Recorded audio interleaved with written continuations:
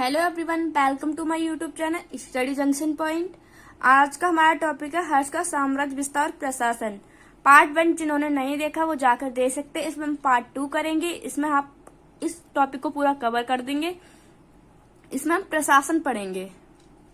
हमने पिछले हमने देख रखा था प्रशासन के बारे में। हमने ग्राम प्रशासन देख लिया था और आगे का प्रशासन कैसे चला था वो हम इस वीडियो के अंतर्गत देखेंगे।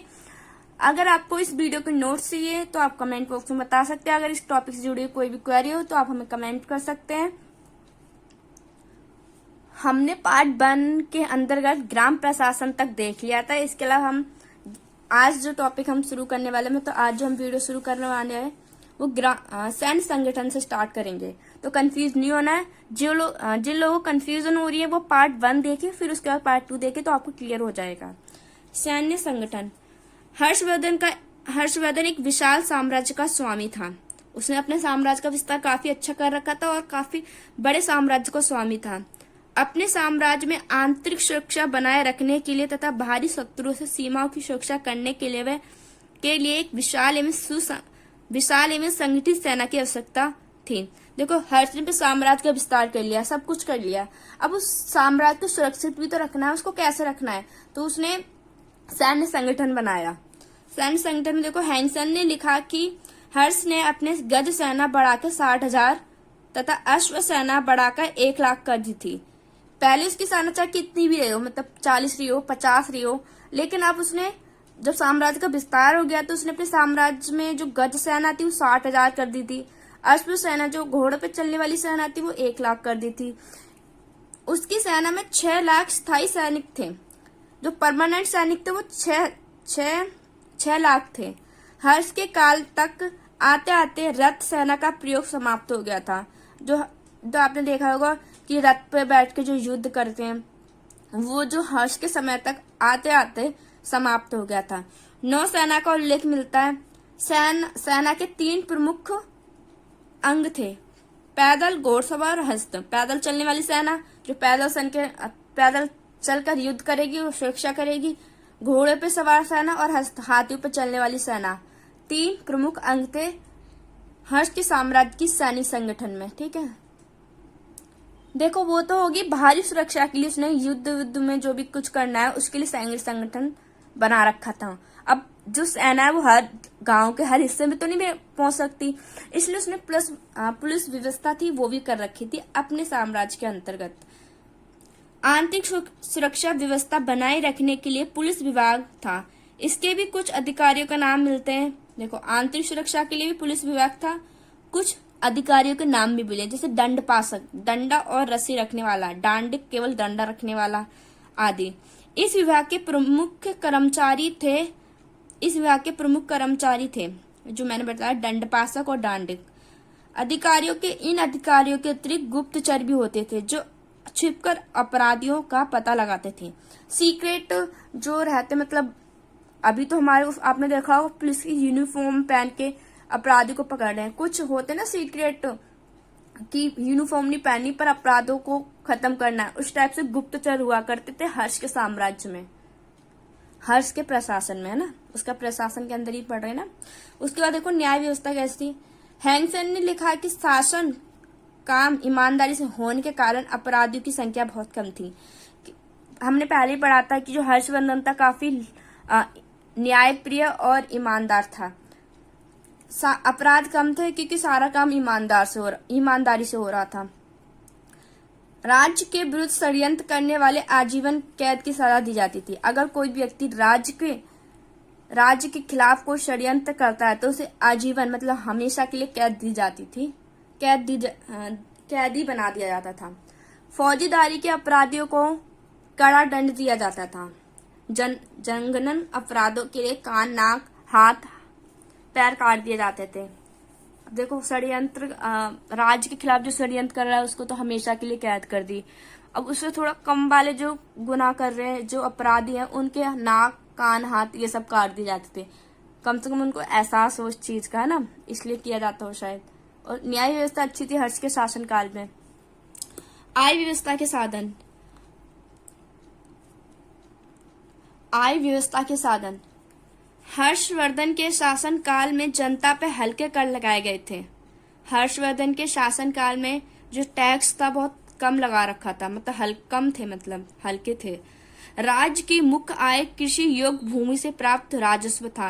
राज्य की जो आय थी वो कृषि योग्य भूमि से थी, वहां से उन्हें राजस्व मिल जाता था, जो उत्पादन का छठा भाग होता था। जो कृषि योग्य भूमि है वो उत्पादन का छठा भाग लेके मतलब कर लिया जाता था। खनिज पदार्थों पर लगाए गए कर खनिज पदार्थों पर लगाए गए कर एवं व्यापारियों से वसूली गई चुंगी से भी राजस्व को पर्याप्त आय होती थी।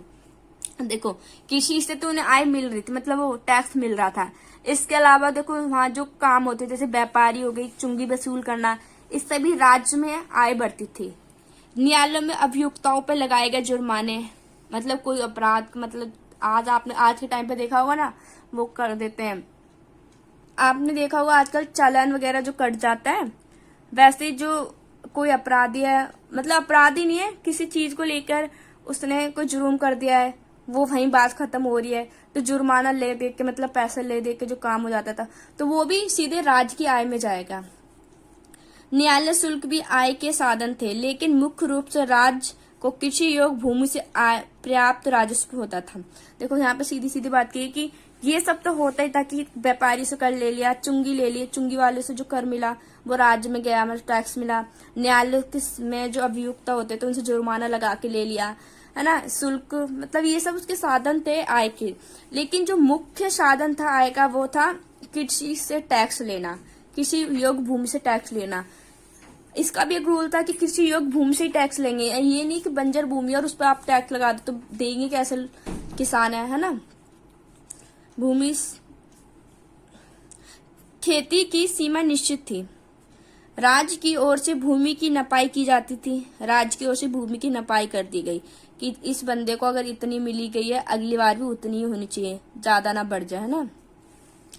आगे देखो, राज्य की ओर से भूमि की नपाई की जाती थी तथा भूमि की सिंचाई का उत्तम प्रबंध था। अब आपको पता है कि टैक्स जो हमें कृषि से मिल रहा है, तो उसकी सिंचाई, उसकी देखरेख करना भी राजा का ही वो होता है, राजा का ही अधिकार होगा कि वो अपनी कृषि और कृषि वाली भूमि है उसका अच्छे से देखरेख करे, प्रबंध करे कि वो जो फसल अच्छी हो सके, उससे टैक्स उन्हें अच्छा मिल सके।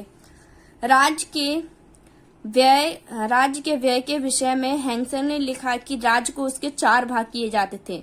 अब जो टैक्स आता था उसके 4 भाग कर रखे थे।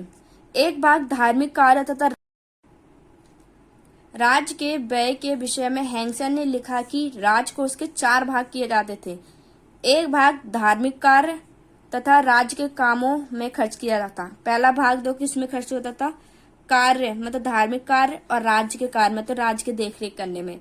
दूसरा भाग बड़े बड़े सार्वजनिक अधिकारियों पर खर्च होता था, जो सार्वजनिक बड़े अधिकारी थे उन पे खर्च होता था। तीसरा भाग विद्वानों को पुरस्कार सहायता दी जाती थी। चौथा भाग दान दक्षिणा, इस सब पे खर्च किया जाता था। लोक कल्याण के कार्य। हर्षवर्धन उच्च कोटि का आदर्शवादी सम्राट था। वह अपनी प्रजा को सुखी बनाने के लिए हमेशा प्रयत्नशील रहता था। हमने पहले पढ़ा था जो हर्षवर्धन है वो प्रजा के लिए कार्य करता था, जन कल्याणकारी था। उसने देखो जनता के लिए कार्य भी करे, ये नहीं सिर्फ अपने साम्राज्य का विस्तार करता रहा, नहीं, अपनी जनता के लिए उसने कार्य किया। वो कार्य थे, देखो उसने राज्य में सड़कें बनवाई तथा सड़कों पर यात्रियों की सुविधा के लिए धर्मशाला का निर्माण कराया। अनेक मंदिर, चैत्य, विहार, स्तूप बनवाए। शिक्षा को उसने विशेष प्रोत्साहन दिया। नालंदा विश्वविद्यालय एवं बिहार को वह नियमित आर्थिक अनुदान देता था। वह हर्ष दानपूर्ण और धार्मिक कृतियों में बड़ी धनराशि खर्च करता था। यहाँ पर हमारा हर्ष का साम्राज्य विस्तार और प्रशासन दोनों खत्म हो गया है। इसके अलावा आपको कोई और टॉपिक चाहिए तो आप हमें कमेंट बॉक्स में बता सकते हैं। वीडियो को ज्यादा से ज्यादा share and like and comment करें। इसके अलावा नोट्स के बारे में मैंने बता दिया कि आपको अगर लिंक चाहिए, मतलब नोट्स चाहिए, तो हम लिंक डिस्क्रिप्शन में डाल देंगे। इसके लिए आप पहले कमेंट में बता दीजिए चाहिए नहीं चाहिए। Thank you.